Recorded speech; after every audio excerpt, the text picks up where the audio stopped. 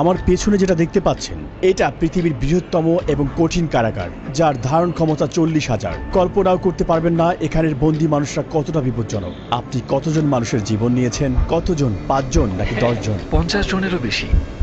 MS-13 এবং অন্যান্য gang, এরা হচ্ছে জানোয়ার, এগুলো মানুষ নয়। সোশিওপ্যাথ, এই ধরনের মানুষ আমাদের এখানে আছে। আমরা সবচেয়ে খারাপ মানুষের মুখোমুখি হব।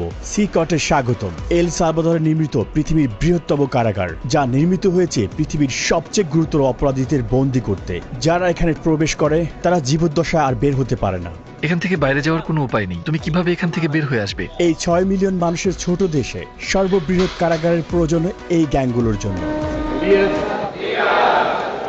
এক সময় পুরো দেশে আধিপত্য বিস্তার করা এই গ্যাংগুলো 2022-এর মার্চ থেকে নাটকীয় অভিযানের মুখোমুখি হয়। প্রেসিডেন্ট নাইব বুকেলের প্রশাসনের অধীনে মাত্র 16 মাসে 70,000-এরও বেশি মানুষকে গ্রেপ্তার করা হয়, যা দেশের প্রাপ্তবয়স্ক জনসংখ্যার প্রায় 2%। শিকড়ে বাঁধা হাজার হাজার গ্যাং সদস্যকে রাতের আধারে কড়া নিরাপত্তার বলয়ে বাসে করে সিকটে নেওয়া হলো। মাথা নিচু করে একজনের পিছনে অন্যজন বসায় তাদেরকে একটি জটলার মতো দেখাচ্ছিল। চারপাশে অস্ত্রধারী পাহারাদার থাকায় কেউ আদেশ অমান্য করার সাহস করেনি। একদিনের মধ্যেই তাদের জীবন পুরোপুরি পাল্টে গিয়েছে। উত্তর যতই অস্বস্তিকর হোক না কেন, আমি তাকে তার করা সবচেয়ে ভয়ঙ্কর অপরাধগুলো নিয়ে প্রশ্ন করব। 10 মিনিট। 2022 সালে নির্মিত এই বিশাল কারাগারটি 8টি পৃথক মজুল নিয়ে গঠিত, যা 410 একর জমির উপর অবস্থিত। প্রতি জোড়া মজুল 2টি পৃথক 3 মিটার উচ্চ দেয়াল দ্বারা ঘেরা, যার মধ্যে রেজার ওয়ার দেয়া রয়েছে।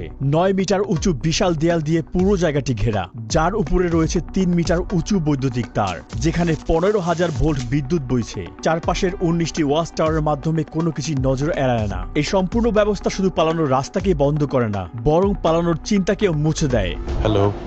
হ্যালো, আমাদের প্রেসিডেন্সি থেকে অনুমতি আছে। সৈন্যরা আমাদের থামিয়েছে। আশা করি এটাই আমাদের সর্বশেষ চেকপোস্ট। জ্যামারগুলো সিকটের 2 কিলোমিটার এলাকার সমস্ত সিগন্যালগুলো বন্ধ করে দিয়ে সমস্ত যোগাযোগ বিচ্ছিন্ন করেছে। এই এলাকাটি নিরাপত্তা দিতে 600-এরও বেশি সৈনিক এখানে কাজ করছে। আমরা ভিতরে প্রবেশ করার আগে সমস্ত জিনিসপত্র এখানে রেখে যাব। কেবল ক্যামেরা এবং মাইক্রোফোন নিয়ে ভিতরে প্রবেশ করব। আস্তে আস্তে এগিয়ে যান, ক্যামেরার দিকে তাকান। Body scanner. আমি বিয়ের আংটি রাখতে ভুলে গিয়েছি। আচ্ছা, সেটা ওখানে রাখতে হবে। এই উচ্চ ক্ষমতা সম্পন্ন এক্স-রে স্ক্যানারটিতে হাড় এমনকি শরীরের অঙ্গ প্রত্যঙ্গ দেখা যায়। এটি মূলত নতুন বন্দীদের স্ক্যান করতে ব্যবহার করা হয়, এটা নিশ্চিত করতে যে কেউ নিষিদ্ধ কোনো বস্তু বহন করেছে কিনা। তারা জিনিসগুলো গিলে ফেলত অথবা